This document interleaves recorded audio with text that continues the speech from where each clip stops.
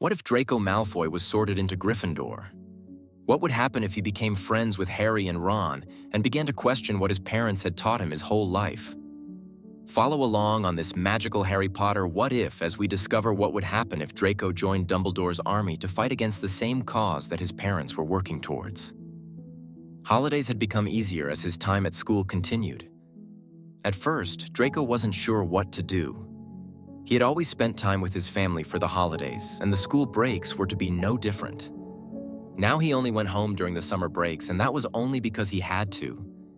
It was a help when Harry and Ron invited him over. His parents had stopped asking where he was going, and even if they did, he'd never answer that he was going to the Weasley house. Draco's father had all but kicked him out of the house. His time at home became very dark and isolated. Dinners were quiet as no one spoke to each other. Any mention of Weasley or Potter led to punishment. It got to the point that outside of dinner, which his mother forced him to come downstairs for, Draco would hide in his room just to avoid seeing his family. Things got a bit more strict after his second year. Draco hadn't realized until after Harry made the deduction that it was his father that gave Ginny Weasley the diary that nearly killed her. He had no idea that his father even had such an artifact that would contain a memory of Voldemort. His father was extremely disappointed when he found out that Draco had spent the last month and a half of the term in the hospital wing petrified. He had been helping Hermione with her research, hoping his knowledge on Slytherin would help them determine what sort of monster was attacking students. And they did exactly that. But as they were returning to the common room that night, he pushed Hermione out of the way. According to his father, it was bad enough that he had been sorted into the same house as the filth, but now he was actively spending time with them and saving their lives. When his father was berating him for making such a stupid choice to be petrified just to save one Muggle-born, Draco let slip that he would have gone into the chamber to help save Ginny had he been able to. And the same thing happened after the Quidditch World Cup. His father had gotten tickets for the two of them to go. Draco didn't enjoy the idea of spending an entire day stuck with his father, but when he heard that Ron, Harry, and Hermione were all going as well, it didn't seem like such a bad idea. He was easily able to get away from his father and spend time with his friends. This too led to Lucius's disappointment. He tried to explain to his son that being with them at the event wouldn't be a good idea, but Draco didn't listen. When the Death Eaters began marching through the tents, the Muggle family floating above them, all broke into a panic. They may not have been wearing the masks that Draco knew they typically did, but he recognized the black cloaks that they were all wearing, and it was confirmed that it was them when the dark mark appeared in the sky overhead. Draco told the others that he thought his dad was part of the group, and that he had tried to warn Draco about being away from him that night. He could easily agree with Ron and Harry that the Death Eaters were planning something, but Draco knew that his father didn't trust him anymore to tell him what was going on. If he had, maybe he could have helped prevent Harry from participating in the Triwizard Tournament, or he could have warned him that the cup was a portkey. But his father didn't tell him anything. He got the same feeling going into his 5th year. Voldemort was up to something, and his father knew what it was. But nothing made it to Draco, not even an overheard conversation that he could take to Harry to try to help him. His gut feeling that something was wrong only grew when they sat through their first class with Umbridge. She may not be working with Voldemort directly, but she definitely held the same pure-blood views as he did, and she was determined to make sure the students didn't learn anything helpful. Which is what brought them to the Hogshead Inn today. The room was full of people that Ron and Hermione thought would be interested in learning actual defensive spells, students who believed that they needed to prepare for the worst to come. "Thank you all for coming," Hermione started, standing awkwardly in the middle of the room. "As you all know, we need a teacher, someone who can really show us how to defend ourselves against the dark arts." "Why?" someone questioned. "Because you know who's back," Ron snapped. "Where's the proof?" Another spoke. "None of us were there the night it happened. Potter could tell us more about that night." Harry looked up at the group for the first time, scanning over the group before standing. "I'm not here to talk about Cedric, so just clear out now." Before anyone could move, Luna Lovegood asked about a piece of magic that Harry could do, the Patronus charm. and Neville Longbottom mentioned how he killed the basilisk in his second year.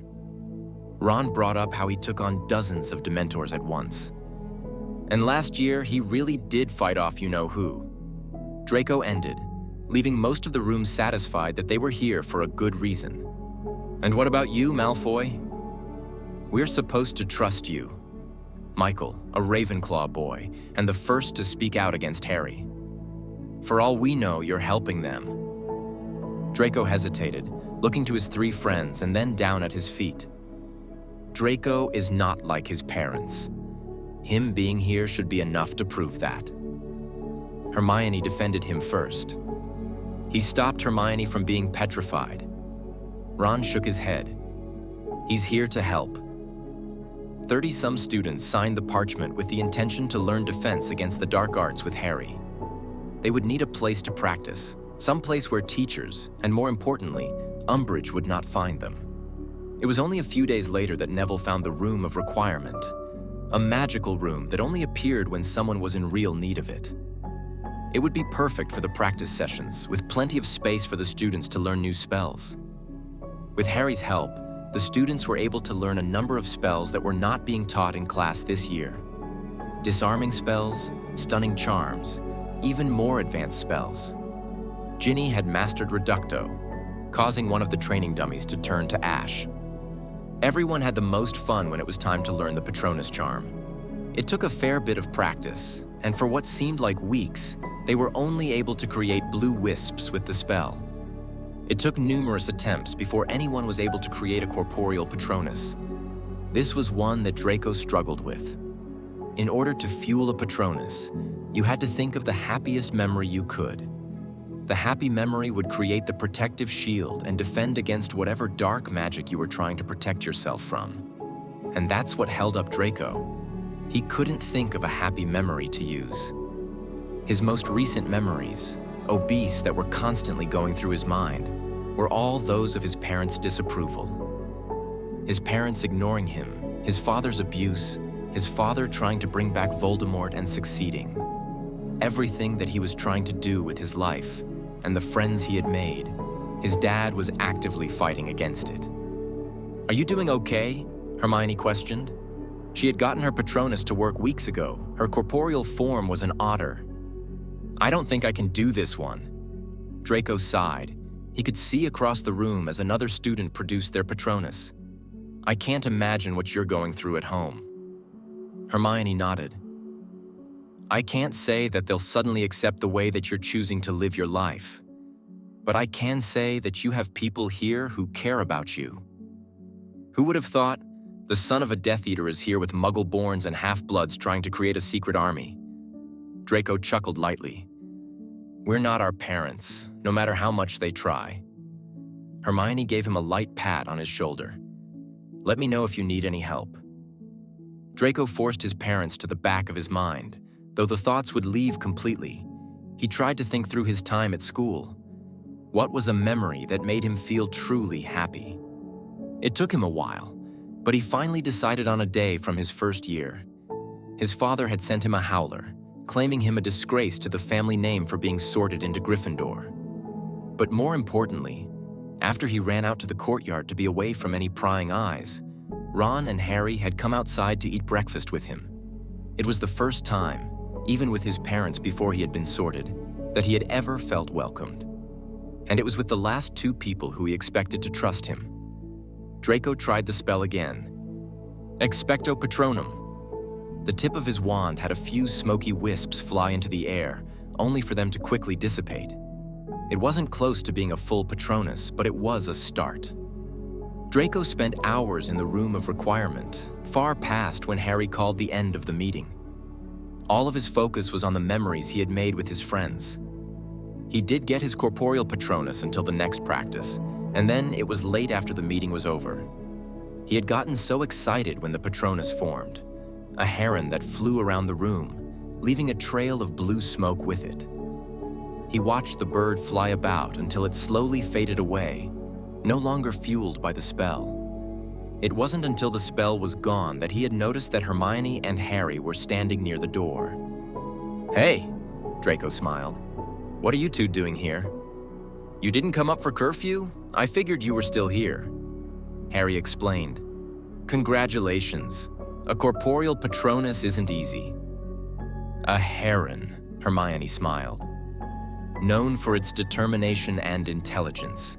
Fitting. Thank you. I couldn't have done it without you guys. Draco nodded.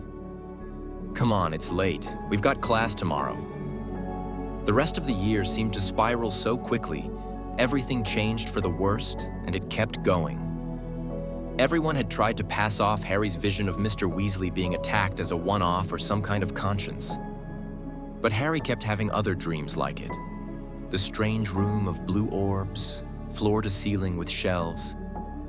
He had another dream like that the night before they had gotten caught. In the middle of a Dumbledore's army meeting, the wall came crashing in. Everyone received detention and was questioned by Umbridge, but not before she took it to the minister.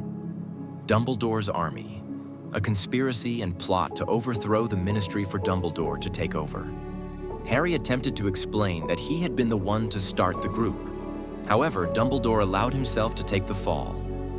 The minister ordered Dumbledore's arrest only for him to make a grand escape with his phoenix. And without Dumbledore at Hogwarts, that's when everything began to spiral.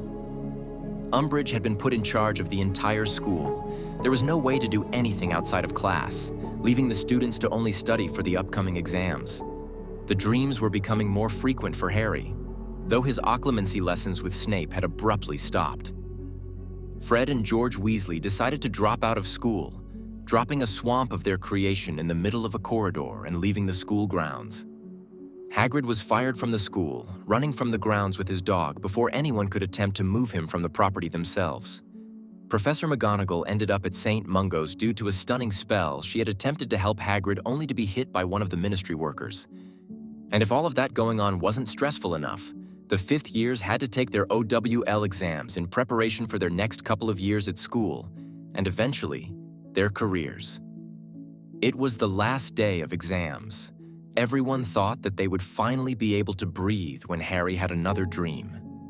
The same room with all of the blue orbs, only this time, Sirius Black was there and being tortured by Voldemort. Voldemort was trying to get the prophecy and use Sirius to get it. But there was nothing that he could do to convince the man to betray his godson. Voldemort tortured him. Harry was determined to get the ministry and save Sirius, now knowing that the room he had been dreaming about was in the Department of Mysteries.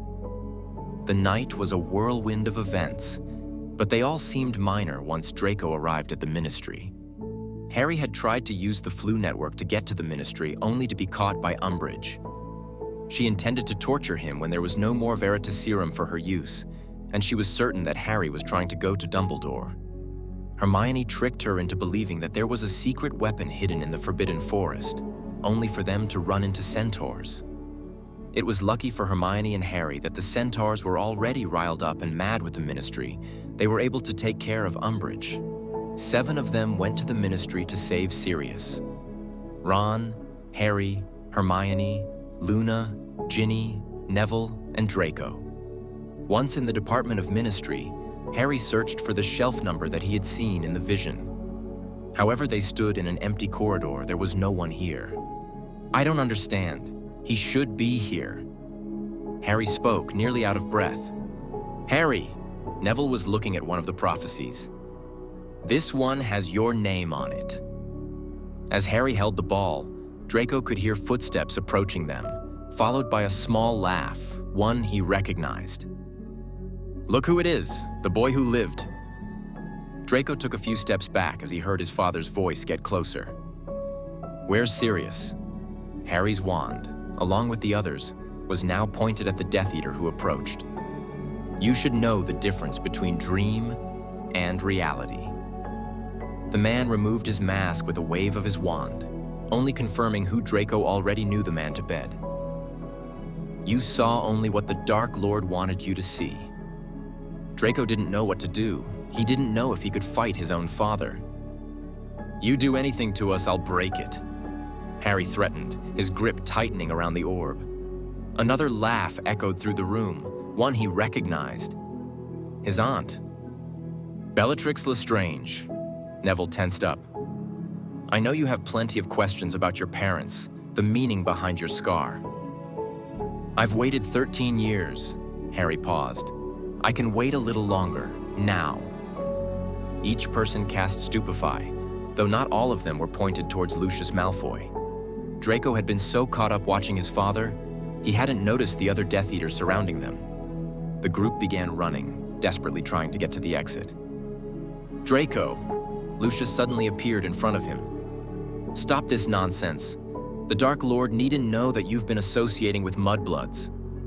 Sorry, Father. Draco readied his wand. You can't control me. Draco threw a stunning spell at his own father before running towards the exit. He caught up to the rest of the group just before they reached the door. Now in a strange room, with an empty archway in the center of it. The students quickly found themselves surrounded by the Death Eaters, this time with nowhere to go. Draco didn't know what to do anymore. His emotions were conflicted.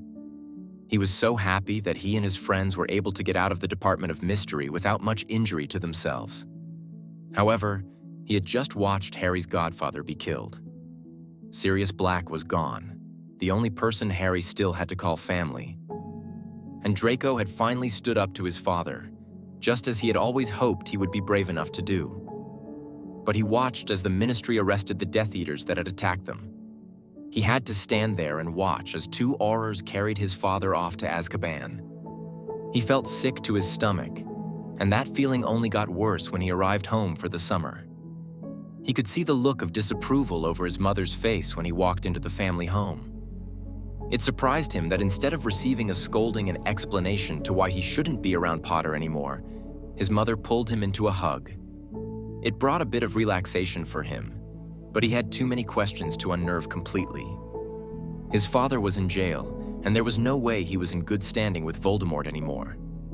He had failed when he had given Ginny Weasley the diary, and he's failed again at retrieving the prophecy, leaving Draco wondering what would come next for him and his family, and what would come next for Harry and their friends. What would happen if Draco was sorted into Gryffindor? How else would his life be different if he were sorted into the house that his family despised and became friends with people they were working to get rid of? The magical world of Harry Potter has many untold stories. Don't forget to like and subscribe to see what magical journey we go on next and how Draco continues to navigate his changing life.